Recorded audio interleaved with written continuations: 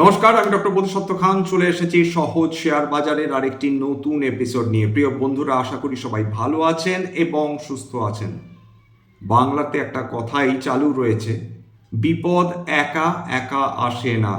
যুদ্ধ, তেলের দাম বৃদ্ধি, গ্যাসের আকাল, ইরানের ধুমকি, তারা ইন্টারনেট পরিষেবার জন্য ফাইবার অপটিক কেবল কেটে দেবে, তো দূর অবধি ঠিক ছিল।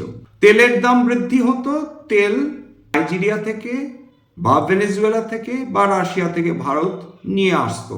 কিন্তু এই সমস্ত কিছুকে ছাপিয়ে গেছে 2026-এর একটি অতি নাটকীয় এবং ভয়ানক আবহাওয়ার পরিবর্তন, যেটাকে বলা হচ্ছে সুপার এলনিনো। এলনিনোটা কি? এলনিনো একটি আবহাওয়ার পরিবর্তন, ক্লাইমেটিক চেঞ্জ। সেই এলনিনোর প্রভাবে বিপর্যস্ত হয়ে যায় বিশ্বের বিভিন্ন দেশ।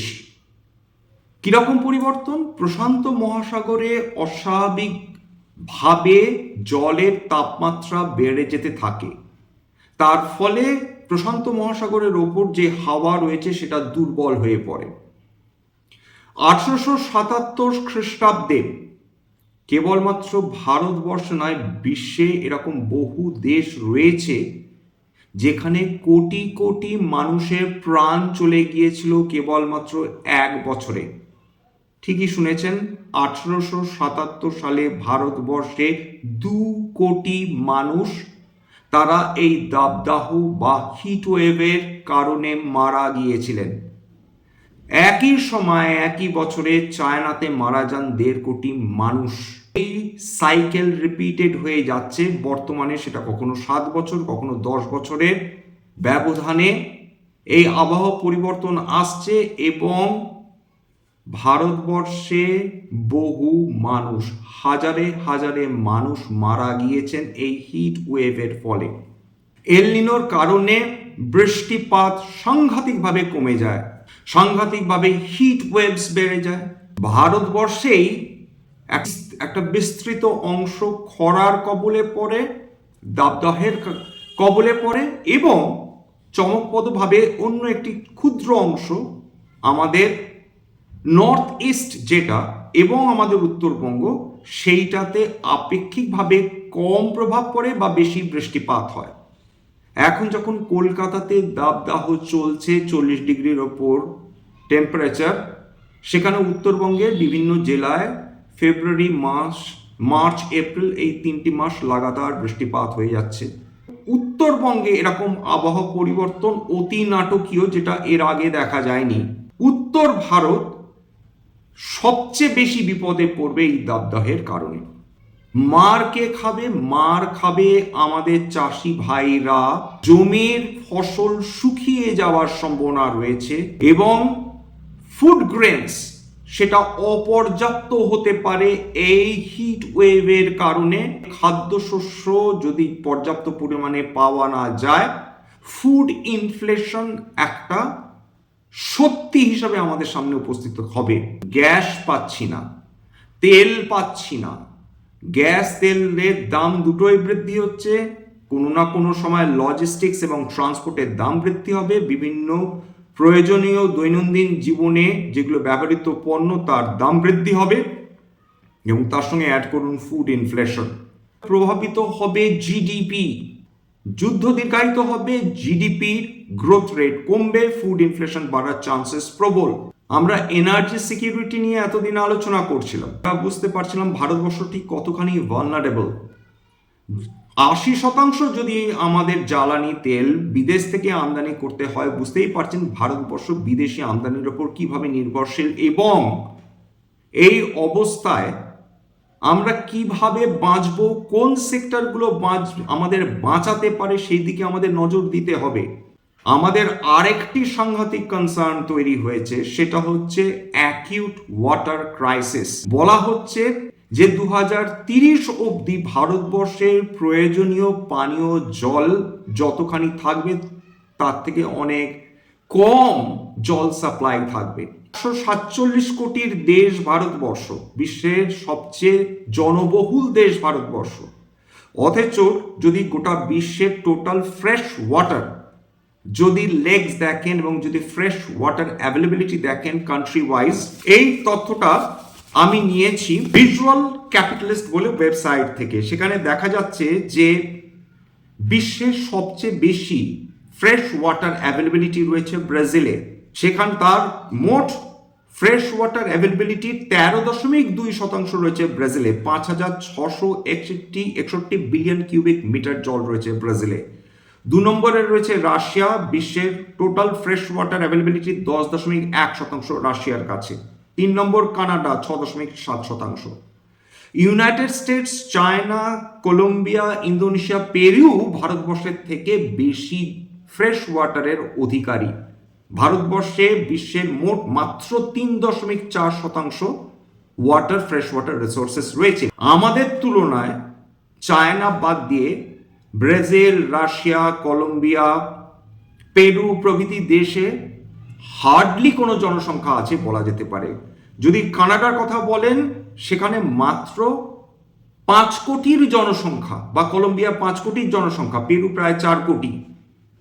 সেই জায়গাটায় পার হিউম্যান বিং ওয়াটার রিসোর্সেস যেটা রয়েছে সেটা অত্যন্ত কম। বলাই হচ্ছে, যেটা বহু বছর ধরে চর্চিত, যদি তৃতীয় বিশ্বযুদ্ধ হয় সেটা তেলের কারণে হবে না, সেটা হবে জলের কারণে। যে সমস্ত দেশ লড়াই করবে বিভিন্ন গ্লেশিয়ার দখল করার জন্য, এই এনার্জি ক্রাইসিস আরো বেশি অ্যাগ্রেভেটেড হতে চলেছে। একে তো এক্সেস হিট ওয়েভ, যা স্বাভাবিক তাপমাত্রা তার থেকে অতিরিক্ত কয়েক ডিগ্রি বেড়ে যাবে ভারতবর্ষে এই মুহূর্তে। উপরন্তু ভারতবর্ষের অধিকাংশ যে ইলেকট্রিসিটি জেনারেশন হয় সেইটা কিন্তু কোল বেসড, অর্থাৎ থার্মাল পাওয়ার প্ল্যান্টসের মাধ্যমে ইলেকট্রিসিটি জেনারেটেড হয়, এবং কয়লা যেটা পোড়ানো হয় এই ইলেকট্রিসিটি জেনারেশনের জন্য, সেটা আরো বেশি আমাদের দেশের তাপমাত্রাকে বাড়িয়ে দিতে থাকে। তার সঙ্গে যোগ করুন দূষণ। এল নিনোকে ট্যাকেল করার জন্য আমাদের স্পেসিফিক কয়েকটা সেক্টরের ওপর নজর দিতেই হবে, এবং নিশ্চিন্ত থাকুন ভারত সরকার এই সেক্টরগুলোর ওপর একেবারে ঈগলের চোখ নিয়ে বসে রয়েছে, কারণ এই সেক্টরগুলোই আমাদের বাঁচাবে ভবিষ্যতে, আমাদের ওয়াটার সিকিউরিটি দেবে, আমাদের এনার্জি সিকিউরিটি দেবে। ভাবুন, জল অর্থাৎ পর্যাপ্ত পরিমাণ বৃষ্টি হলো না, আমরা এনার্জি ক্রাইসিসের মধ্যে দিয়ে যাচ্ছি, তেল কম আসছে, গ্যাস কম আসছে, আমরা হয় কোল বেসড পাওয়ার প্ল্যান্টসের ওপর নির্ভরশীল, নইলে নতুবা হাইড্রো ইলেকট্রিক পাওয়ারের ওপর নির্ভরশীল।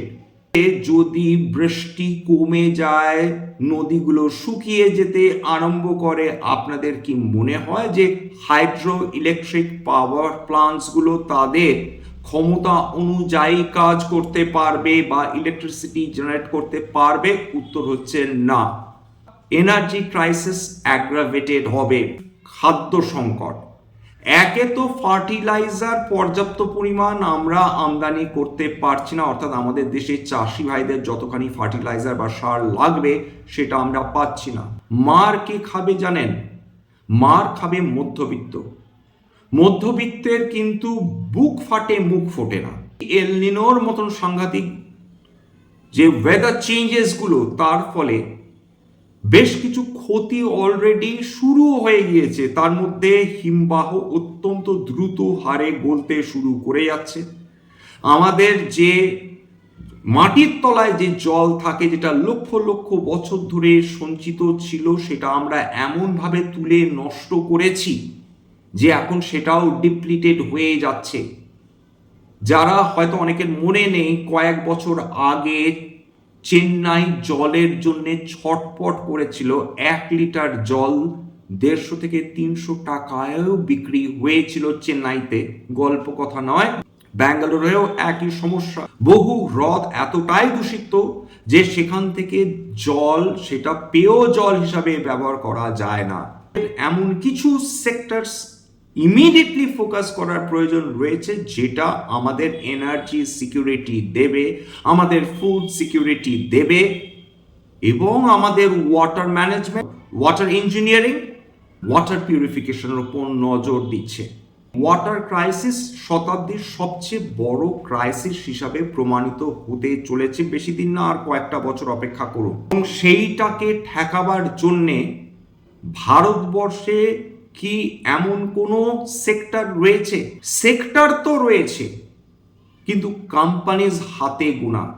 বিশ্বমানের কোম্পানিজ রয়েছে, কিন্তু তারা বহরে অত্যন্ত ছোট, ভীষণ ছোট ছোট কোম্পানি, অথচ এরা বিশ্বমানের কোম্পানি, যার দিকে এতদিন বিনিয়োগকারীরা কখনো নজর দেননি। এখন তারা ত্রাতা হয়ে উঠতে পারে, তারা আমাদের জল প্রহরী হিসাবে কাজ করতে পারে, তারা আমাদের ওয়াটার সিকিউরিটি দিতে পারে ওয়াটার ক্রাইসিসের সময়, ওয়াটার ম্যানেজমেন্টের সাহায্যে, ওয়াটার পিউরিফিকেশনের মাধ্যমে। মধ্যপ্রাচ্যে যে দেশগুলো ডিস্যালিনেশন প্ল্যান্টস বসিয়েছে, যেটা ইরান ধ্বংস করে দেওয়ার হুমকি দিচ্ছে, বা আমেরিকা ইরানে বসানো ডিস্যালিনেশন প্ল্যান্টসগুলো ধ্বংস করে দেওয়ার হুমকি দিচ্ছে, তার মধ্যে এমন বহু ভারতীয় কোম্পানি রয়েছে। ভারতবর্ষে এই মুহূর্তে ফ্রেশ ড্রিঙ্কিং ওয়াটারের বড় অভাব। আরো কয়েক বছরে এই অভাব একেবারে চোখে লাগবে এমন একটা পর্যায়ে গিয়ে পৌঁছাবে। আপাতত কোম্পানিগুলো ছোট রয়েছে, আপাতত এতদিন এই কোম্পানিগুলোর দিকে কেউ নজর দেননি, কারণ নজর দেওয়ার প্রয়োজন হয়নি, আমাদের এমনিও এভাবে ভাবায়নি। কিন্তু যত হিমবাহ গলে যাচ্ছে, যত নদী শুকিয়ে যাচ্ছে, যত খরা আসছে, মাটির তলায় যে জল সেটা অবধি শুকিয়ে যাচ্ছে, তত কিন্তু ফোকাস তৈরি হচ্ছে বিশেষ করে এই সেক্টরটির ওপর।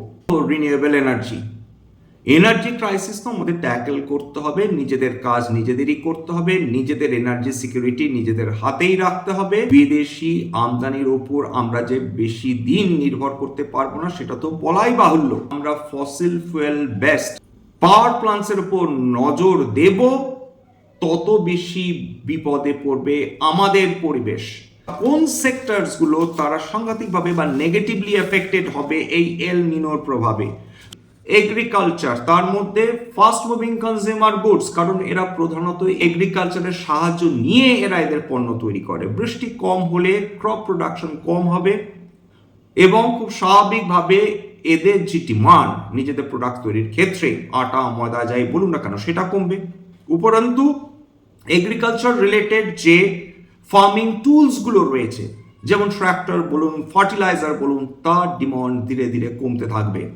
জল কম হওয়া মানে হাইড্রো ইলেকট্রিক জেনারেশন কম ইলেকট্রিসিটি পাওয়া, মানুষ ক্ষতিগ্রস্ত হবেন। যদি আমরা জ্বালানি তেল আমাদের গাড়িতে কম ব্যবহার করতে চাই, তাহলে আমাদের দরকার ইথানল। সেই ইথানল ব্লেন্ডিং সরকার শুরু করে দিয়েছে 20:80 রেশিওতে, অর্থাৎ 80% পেট্রোল, 20% ইথানল। যখনই খরা আসবে, আমাদের দেশে বিপুল পরিমাণ আখ চাষ হয়, সেই আখ থেকে যে রস হয়, আখের রস থেকে ইথানল তৈরি হয়, সেটা অ্যালকোহলিক বিভারেজেস তৈরির ক্ষেত্রে হোক বা গাড়িতে তৈরি ইথানলের জন্য হোক, সেইখানে চাপ আসবে। অর্থাৎ সরকারের যেটা ইচ্ছা, ইথানল ব্লেন্ডিং পেট্রোলের সঙ্গে যদি যথেষ্ট পরিমাণ ইথানল প্রোডাকশন সম্ভব না হয় কম আখ উৎপাদনের কারণে, সেখানে একটা কেওটিক কন্ডিশন তৈরি হবে। ফলে আমরা যে বিদেশি মুদ্রা বাঁচাবো ভেবেছিলাম, সেটার সম্ভাবনা ধীরে ধীরে কমে যাবে। বিভিন্ন যে মাইক্রোফিন্যান্স কোম্পানিজগুলো রয়েছে, যারা বিভিন্ন আমাদের দেশের চাষিদের ঋণ দিয়ে থাকে বা গ্রাম অঞ্চলের ঋণ দিয়ে থাকে, বা বিভিন্ন নন ব্যাংকিং ফিনান্সিয়াল কোম্পানিজ, তাদের ক্ষেত্রে আরেকটা সমস্যা তৈরি হবে যে চাষিরা পুনরায় ঋণ নিতে উৎসাহী হবেন তো, অথবা যদি তারা ঋণ নিতে উৎসাহী হন, তারা শোধ করতে পারবেন তো? কারণ তাদের শোধ করার মূল উপায় তো, যত রোবাস্ট ক্রপ প্রোডাকশন হবে, যত ভালো ফসল হবে, তত চাষিদের পক্ষে লোন শোধ করা সম্ভবপর হয়। কিন্তু সেই চাষই যদি না হওয়া সম্ভবপর হয়, তাহলে কিন্তু ভুগতে পারে মাইক্রোফিন্যান্স এবং এনবিএফসি কোম্পানিজগুলো, বিশেষত যারা নিশে এরিয়াতে অপারেট করে থাকে। পজিটিভ ইম্প্যাক্ট আসার কি কোনো সম্ভাবনা নেই? আচ্ছা, ইলেকট্রনিক গুডস যেমন এয়ার কন্ডিশনিং, ফ্যানস, রেফ্রিজারেটরস, তাদের ডিমান্ড বুস্ট আপ হবে। ইরিগেশন, ওয়াটার ম্যানেজমেন্টস, এইগুলোর ক্ষেত্রে যেখানে গভর্নমেন্টের ফোকাস রয়েছে, যেখানে গভর্নমেন্ট টাকা খরচ করছেন যাতে এগুলো এই সেক্টরগুলোর ওপর বিশেষ নজর দেওয়া সম্ভব হয়। এডুকেশন অর্থাৎ সেচ, ওয়াটার ম্যানেজমেন্ট একটু আগে আলোচনা করলাম, তার উপর সরকারের নজর থাকার ফলে সেই সেক্টরটা উপকৃত হলেও হতে পারে। এল নিনো যে কি করতে পারে সেইটার ব্যাপারে আবহাওয়াবিদরা বারবার সতর্ক করে চলেছেন।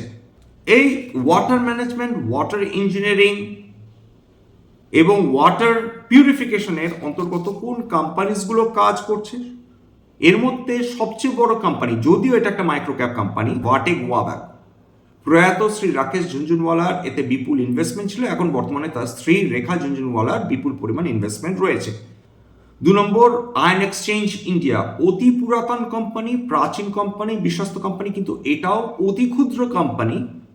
3 নম্বর, থার্ম্যাক্স লিমিটেড। এছাড়াও ভোল্টাস রয়েছে, যদিও ভোল্টাসের মূল কাজ ওয়াটার ম্যানেজমেন্ট নয়, তার একটা ভার্টিক্যাল ওয়াটার ম্যানেজমেন্ট বা ওয়াটার ইঞ্জিনিয়ারিং। রিনিউয়েবল এনার্জি বলতে মূলত দুটোর উপর ফোকাস করা হয়, যেগুলো মূলত একটা ডেফিনেটলি সোলার এনার্জি, যেটা সবচেয়ে পার ইউনিট কস্ট যা সবচেয়ে কম, এবং 2 নম্বর হচ্ছে উইন্ড এনার্জি। যেহেতু ভারতবর্ষে সূর্যের আলোর কোনো অভাব নেই সৌভাগ্যবশত, তার ফলে সোলার এনার্জি এখানে দারুণভাবে জনপ্রিয় হয়ে উঠেছে। কোনো দূষণ ছড়াচ্ছে না, উপরন্তু এটা আমাদের এনার্জি সিকিউরিটিকে দিনের পর দিন একটা স্টেবিলিটি দিচ্ছে। এই মুহূর্তে সবচেয়ে বেশি আমাদের ফোকাস থাকবে যদি এল নিনো আঘাত করে সেই সেক্টর, অর্থাৎ ইরিগেশন সেক্টর 1 নম্বর, 2 নম্বর ওয়াটার ম্যানেজমেন্ট, ওয়াটার ইঞ্জিনিয়ারিং, 3 নম্বর অবশ্যই রিনিউয়েবল এনার্জি। এই 3টে সেক্টর আমাদের বাঁচাবার চেষ্টা করবে। 2026 এতটাই গুরুত্বপূর্ণ এবং 2026 এতটাই বিপদ সংকুল। কোম্পানিজ বা কিছু কিছু সেক্টরস রয়েছে যেগুলো হয় সাইক্লিক্যাল বা সিজনাল, যেমন এয়ার কন্ডিশনার, এগুলো সিজনাল কোম্পানিজ, কেবলমাত্র গরমকালেই এর ডিমান্ড বৃদ্ধি হয়। অথবা এমন কিছু সেক্টর যেগুলো নিচের সেক্টর, যেগুলো থেকে মানুষ কোনোদিন ফিরেও তাকাননি, অথচ তারা ভবিষ্যতের ক্রাইসিস ম্যানেজমেন্টের অন্যতম স্তম্ভ হয়ে উঠতে পারে। তার মধ্যে একটা ডেফিনেটলি কিন্তু এই ওয়াটার ইঞ্জিনিয়ারিং, ওয়াটার ম্যানেজমেন্ট এবং ওয়াটার পিউরিফিকেশন সেক্টর।